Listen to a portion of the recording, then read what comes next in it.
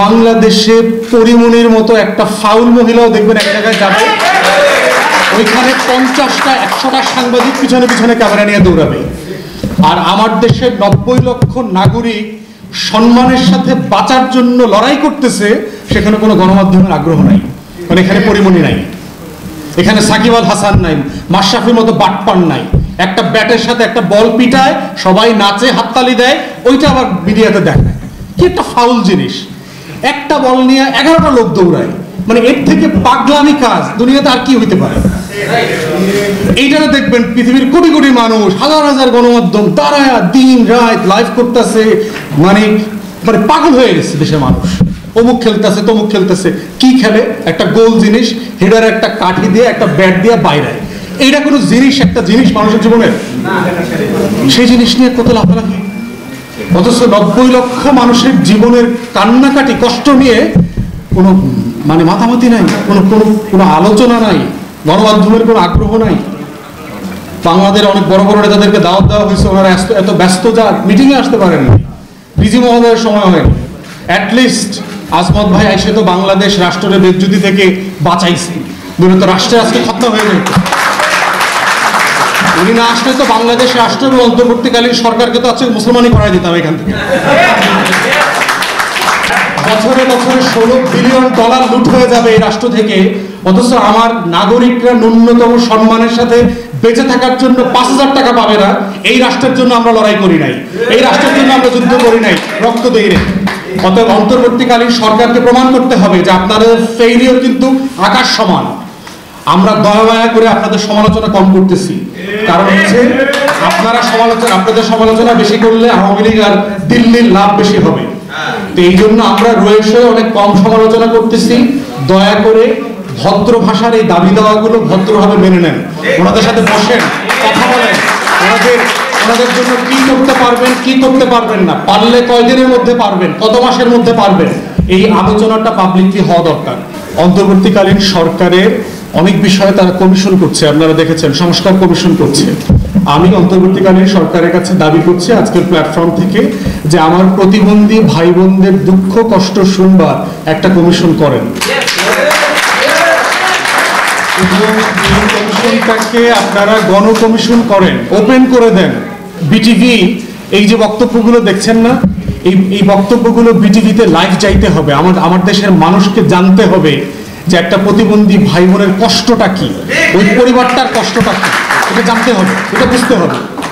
ওইটা না জানলে, ওইটা না বুঝলে দেখবেন যে কোনো গণমাধ্যম আসবে না। এই যে দেখেন আজকে কোনো গণমাধ্যম আসে নাই, কারণ হচ্ছে যে আমার মেজ ভাই নিজেও প্রতিবন্ধী ছিলেন, আমার থেকে 9 বছরের বড় ছিলেন, এবং উনি ওই টিকা দেওয়া হয় নাই, জানেন 70-এর দশকের আর্লিতে জন্ম। টিকা ভালো দেওয়ার না কারণে যেটা হয়েছে, ওনার পোলিও ডিপথেরিয়া এগুলো হয়ে পরে উনি প্যারালাইজড হয়ে যান এবং বোবাও হয়ে যান। আমার 9 বছরের বড় এবং 2013 সালে মারা গেছেন। তো প্রতিবন্ধী হবার একটা পরিবারে একজন প্রতিবন্ধী ভাই বোন থাকা, সদস্য থাকবার যে কষ্ট, এবং আমার মনে আছে যে আমার মা কিরকম সমাজ থেকে বিচ্ছিন্ন জীবনযাপন করতেন। বাজারে গেলে, রাস্তায় হাঁটলে চারপাশ থেকে লোক বলতো যে ওই যে পাগল ছেলেটা আছে না, ওই বিল্ডিংয়ে থাকে, ওই পাগল ছেলেটার মা। তো এখন আমি আপনাদের কষ্ট মানে ফার্স্ট হ্যান্ড বুঝি আর কি, যে আপনারা কি ধরনের পেইনের মধ্য দিয়ে জীবনযাপন করছেন। এবং এই যে আজমত ভাই কথা প্রসঙ্গে বলছেন যে যে বাবা মার একটা বয়স হয়ে গেছে, যে একসময় ধরেন জায়গায় গোসল করাইতে পারছে, কিন্তু বয়সের সাথে সাথে কি হচ্ছে যে আমার ভাইটা ওজন বাড়তেছে কিন্তু আমার বাবা মার শক্তি কমে যাচ্ছে।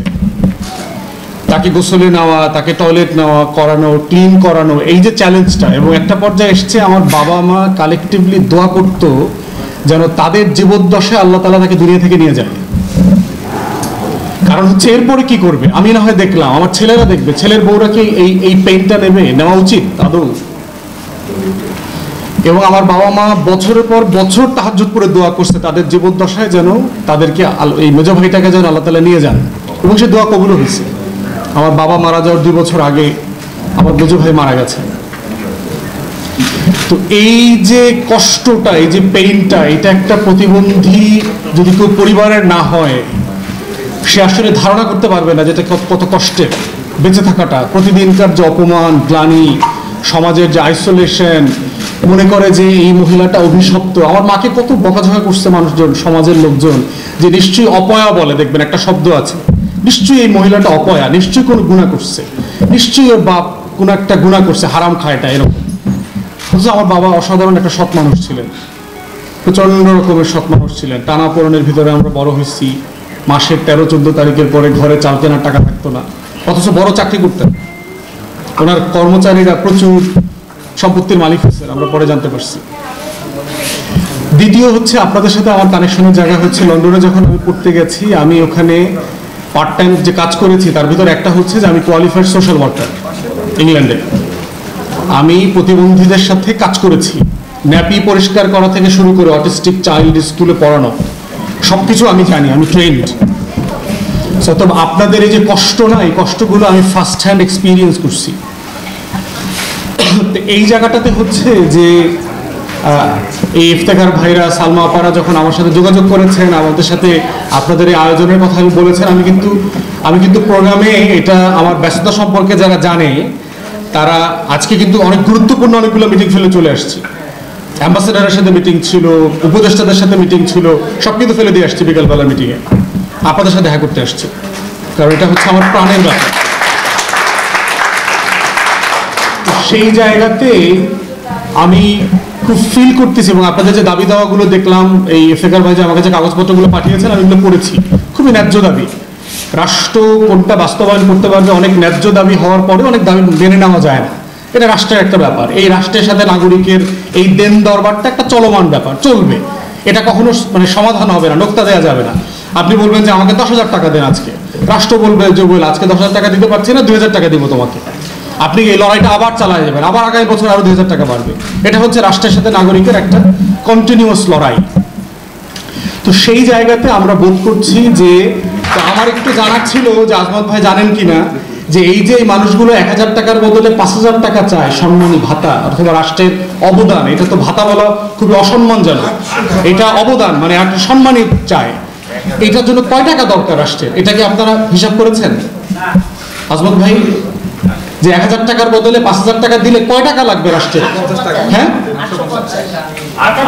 850 টাকা। আর দ্বিতীয়ত হচ্ছে, আপনার প্রতিবন্ধী কল্যাণ ফাউন্ডেশনে কতজন স্টাফ আছে সারা বাংলাদেশে? আমাদের স্টাফ বলতে আমাদের একদম আপনি থেকে শুরু করে একদম পিয়ন পর্যন্ত বলি, আমার এমডি স্যার থেকে শুরু করে আমরা অফিসিয়ালি স্টাফ আছে 24 জন। হেড অফিসে আমি মানে সরকারি অনুমোদন প্রাপ্ত। আর এর বাইরে হচ্ছে আপনার এখন আমরা মানে প্রজেক্ট দিয়েছি আরো মোট সব মিলিয়ে 50 জনের। আর তার বাইরে আমার 103টা সেন্টার আছে, 103টা সেন্টারে প্রতিটি সেন্টারে 12 জন করে কাজ করে।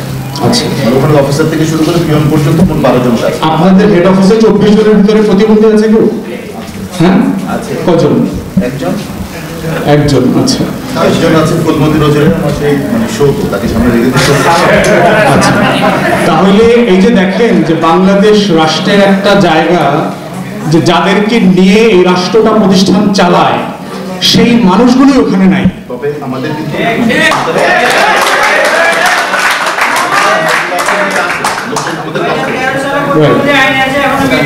তাহলে আমরা আজকে এখান থেকে দাবি করছি যে 1,000 টাকার বদলে 850 টাকার বদলে আসন্ন বাজেটে প্রত্যেক প্রতিবন্ধী ভাইদেরকে ন্যূনতম 5,000 টাকা দিতে হবে। এবং আরেকটা আইনের কথা শুনলাম যে 2টা ভাতা নেওয়া যাবে না, এরকম একটা আইন নাকি আছে, যে স্কুলের ভাতা পাইলে প্রতিবন্ধী ভাতা পাবে না, এইটা পাইলে আবার ওইটা পাবে না, এই আইন বাদ দিতে হবে। যে ক্রাইটেরিয়াতে স্পেসিফিকেশন স্যুট করবে তাকে প্রত্যেকটা ভাতা দিতে হবে। যদি ট্রান্সপোর্টের ভাতা দিতে হয় ট্রান্সপোর্টের ভাতা দিবে, স্কুলের ফি দিতে হয় স্কুলের ফি দিবে, উপবৃত্তি দিতে হয় উপবৃত্তি দিবে, বাচ্চাকে টেক কেয়ার করবার কেয়ার সার্ভিস দিতে হয় সেটা দিতে হবে, রাষ্ট্রকে সব টাকা দিতে হবে, কারণ এটা লুটপাটের রাষ্ট্র না। তো আমরা বোধ করছি যে আমাদের এই যে লড়াইটা, যেটা সাকিব ভাই আজমত ভাই থেকে শুরু করে সবাই বলেছে, যে এই লড়াইতে আমি আমার ক্ষুদ্র জায়গা থেকে আপনাদের পাশে আছি, আপনাদের প্রত্যেকটা লড়াইয়ে অংশীদার, আপনাদের প্রত্যেকটা মিছিল, স্লোগানে, ব্যানারে আমি থাকবো ইনশাআল্লাহ। এবং এই লড়াইটা চালিয়ে যেতে হবে রাষ্ট্রের সাথে। বাংলাদেশ রাষ্ট্রের সাথে আমাদের এই লড়াই নাগরিকত্বের লড়াই। এই লড়াই হচ্ছে আমার আত্মমর্যাদা নিয়ে, আমার সম্মানের সাথে বেঁচে থাকার লড়াই। এবং সর্বশেষ শেষ করছি অন্তর্বর্তীকালীন সরকারকে মনে করায় দেওয়ার জন্য যে বাংলাদেশ রাষ্ট্রটা কেন হয়েছিল। স্বাধীনতার ঘোষণাপত্রটা পড়ে দেখবেন যে আমরা কেন রিপাবলিক করেছিলাম। আমরা সেই ঘোষণাপত্রে বলেছিলাম আমাদের ফাউন্ডিং ফাদার্সরা 1971 সালে যে সাম্য, মানবিক মর্যাদা এবং সামাজিক সুবিচার প্রতিষ্ঠার ভিত্তিতে একটা বাংলাদেশ রাষ্ট্র করব। যদি 90 লক্ষ নাগরিকের ন্যূনতম মর্যাদা না থাকে, ন্যূনতম সমতা না থাকে, তাহলে এই রাষ্ট্র সামনে আসবে কোত্থেকে, ইনসাফ আসবে কোত্থেকে, মানবিক মর্যাদা আসবে কোত্থেকে। তাই গণ অভ্যুত্থান পরবর্তী অন্তর্বর্তীকালীন সরকারের উপদেষ্টাকে বলছি, সবাইকে বলছি, যারা যারা যে ডিপার্টমেন্টে আছেন, দয়া করে ঘোষণাপত্রটা আবার পড়বেন। পরে যার যার মিনিস্ট্রি, ডিপার্টমেন্টকে এই গণ অভ্যুত্থানের স্পিরিটকে ধারণ করে এই লড়াইটাকে নতুন জায়গায় নিয়ে যাবেন। সবাইকে অসংখ্য ধন্যবাদ। আপনাদের এই লড়াইয়ের সাথে, ইনকিলাবের সাথে আমাদের এই পথ চলা চলছে এবং চলবে ইনশাআল্লাহ। আসসালামু আলাইকুম।